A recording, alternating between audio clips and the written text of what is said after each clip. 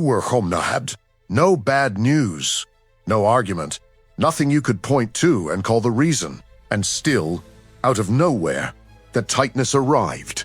A heaviness with no visible entry point, already sitting inside you, as if it had been waiting for the moment you finally stopped being distracted enough to notice it. You picked up your phone, not because you wanted to, because you didn't know what to do with what had just landed.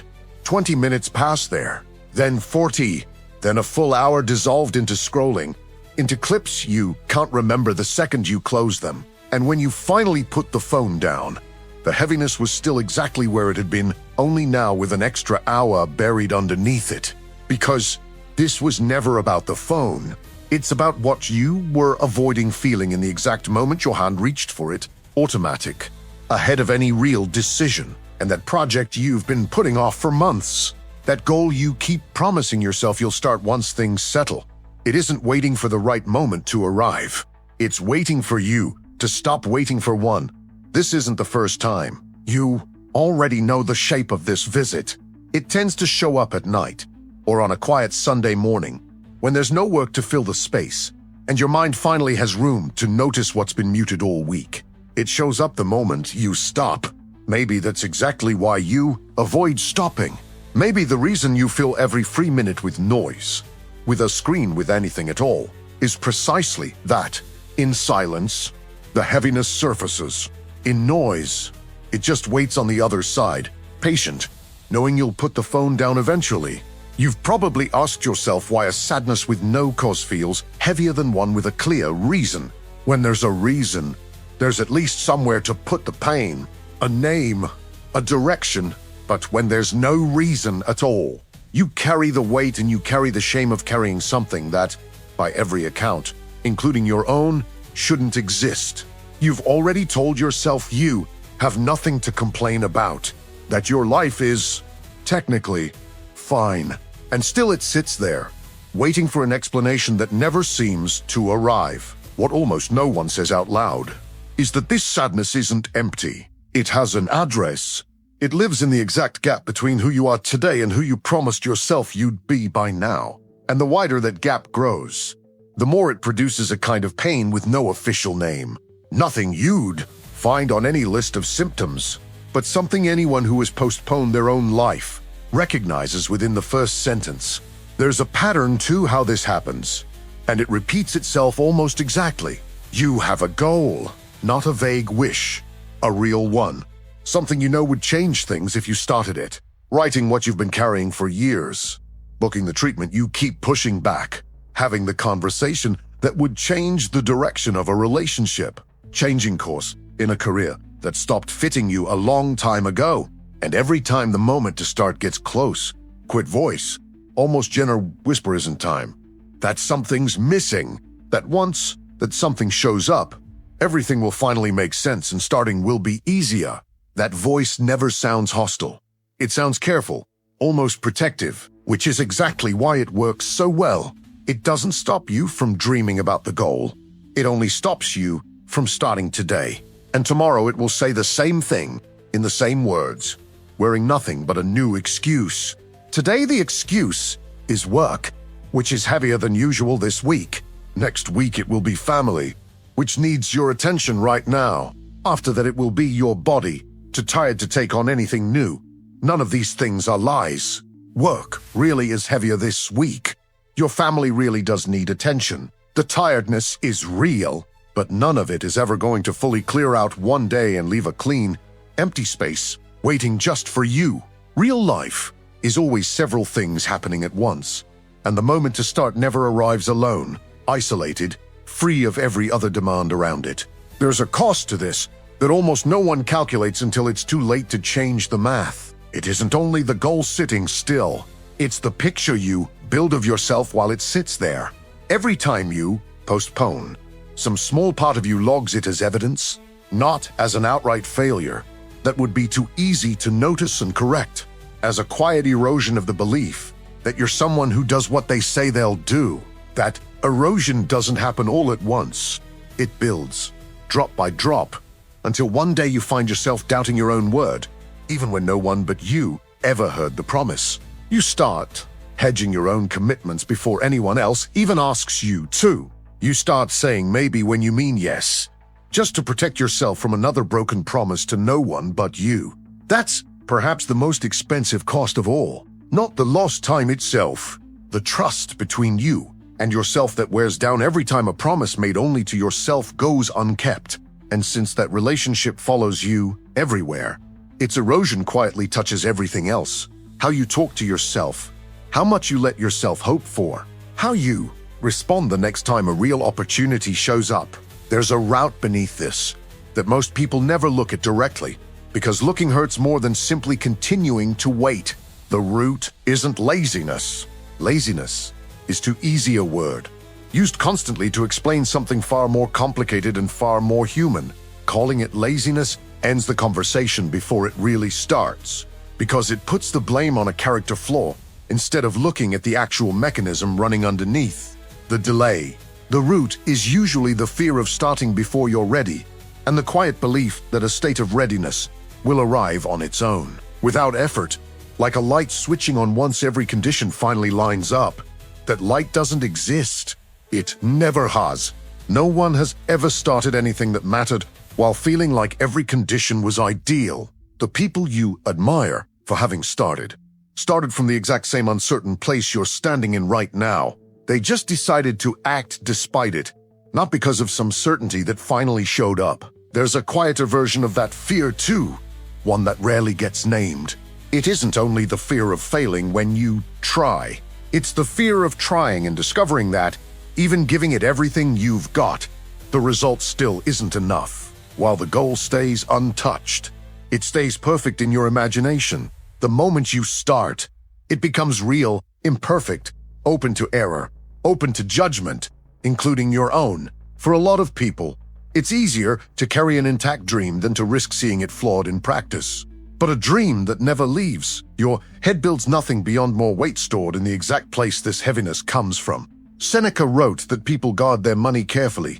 They protect every coin. They'll argue over pennies. But they're carelessly generous with their time. The one thing that, once spent, never comes back in any form. He watched people around him treat time as if it were endless, as if there would always be another tomorrow, another next week, another next year, while they held on tight, with both hands, to resources that, unlike time, could still be recovered some other way. There's a second ingredient in that route, maybe even quieter: comparison. You look at people who have already started, who are already further ahead, and instead of using that as a reference point, you use it as a verdict. That person started younger. That person had more luck, more support, more free time, and suddenly your own pace, your own timeline, feels like proof you're behind, instead of simply being what it always was, the only timeline you actually have. Epictetus said that before anything else, you have to decide what kind of person you want to be, and only then act in line with that decision, instead of waiting for the decision to show up on its own after life has already happened. He wasn't talking about goals or productivity. He was talking about the order of things: decision first, action after, never the other way around, waiting for action to be born from a certainty that only action itself ever builds. There's also a kind of quiet arithmetic running underneath all of this that almost no one does out loud. Everyday postpone doesn't just delay the goal, it compounds. A week becomes a habit becomes a year, and a year, looked back on honestly, becomes the difference between the life you actually built and the one you kept meaning to. Comparison flips that order. It makes you measure your own decision against someone else's outcome before you've even started acting. And so the decision never arrives, because it's tied to a ruler that was never yours to begin with. If you've seen this channel's video on emotional shutdown, you might recognize this from a different angle, because closing yourself off to avoid feeling and postponing to avoid starting come from exactly the same place. The fear of a meeting with yourself that you dread more than you dread staying exactly where you are. This shows up in very concrete ways, and you've probably lived more than one of these without ever connecting the dots. There's also the quieter cost that never makes it into any conversation. The way postponement teaches the people around you what to expect from you, not through anything said out loud, but through the pattern itself, repeated enough times that it stops looking like circumstance and starts looking like character. And by the time you notice that, changing it takes more than deciding to. It takes proving it to yourself first. There's the person keeping a draft they wrote years ago in a folder, revisiting it now and then, never sending it anywhere, because there's always one more edit, one more chapter, one more version of perfect that, conveniently, never quite arrives. There's the person putting off a hard conversation with a relative, waiting for the right moment, the right mood, the day everything is calmer, while the years pass, and the distance between the two of them just keeps growing, with nothing ever said. There's the person who has been sitting on the idea of changing careers for so long they can't even remember the first time they thought of it. Still in the same place, telling themselves this is the year, exactly like they told themselves last year. There's the person who has been saving for a trip for years and never books it, because there's always something more urgent to deal with first. While the body keeps getting more tired, the knees start aching more, and the trip that was meant to be taken with energy keeps getting pushed onto a future version of themselves that may not be able to enjoy it the same way. There's the person who puts off their own health, the test they need to schedule, the appointment they need to rebook after canceling it once, telling themselves they'll get to it once the schedule calms down, while the schedule never does. There's a version of this that shows up even in people who look, from the outside, like they have it all figured out. The ones who seem calm, capable, on schedule, underneath. Plenty of them are carrying the exact same postponed thing you are, just better hidden, dressed up in competence. Nobody's timeline is as finished as it looks from a distance. None of these people are lazy. None of them are weak. Every one of them is doing exactly what they learned to do in the face of fear, waiting for a condition that never arrives, instead of acting inside the real condition that already exists. Imperfect, incomplete, but present, and the sadness with no clear cause. The one that opened this video is often the echo of all of it. It isn't empty. It's the sound of everything that's been postponed, gathered quietly, with no name, no date, nowhere to be set down. You feel the weight but can't point to where it started, because it never started as a single event. It's the sum of small daily surrenders, each one harmless on its own, devastating once added up across months and years. This doesn't mean you need to fix everything at once. It just means there's a difference between waiting for the right moment and building the right moment out of what you already have, right now, today, with the imperfect resources already available to you. Starting doesn't require ideal conditions. It only requires the decision to act inside the imperfection that already exists. The first step rarely feels important when you take it. It feels too small to mean anything. Writing one page, not the whole book. Booking one appointment, not solving the whole problem. Saying one honest sentence to the person you need to talk to, not having the entire conversation at once. The weight you're carrying doesn't lift with some grand gesture. It starts to dissolve with the first real one, however small, because that gesture is what breaks the story you've been telling yourself. The story that it still isn't time. This doesn't erase the fear. You'll still feel unready. You'll still feel like you're short on resources, time, energy, some kind of certainty that never quite arrives. The difference is you start acting despite the fear, instead of waiting for it to leave before you move at all. Because it won't. It only changes shape once you're already moving. And at that point it stops being a locked gate and becomes something closer to an uncomfortable companion, walking beside you, no longer blocking the step. Marcus Aurelius wrote that you shouldn't act as if you had 10,000 years ahead of you, that death hangs over everyone, and that while you're still alive, while it's still possible, you have to become good, become what you set out to be. He wasn't thinking about productivity. He was thinking about the quiet urgency of a life that only happens once and dissolves in the exact same small daily surrenders we've been talking about. No one, asked directly, would say they believe they have unlimited time. Everyone knows, in the abstract, that life ends.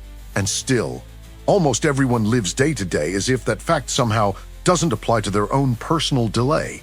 You don't live as if your time were endless, because you actually believe that on any rational level, you live that way because no one has ever forced you to feel the real weight of the opposite.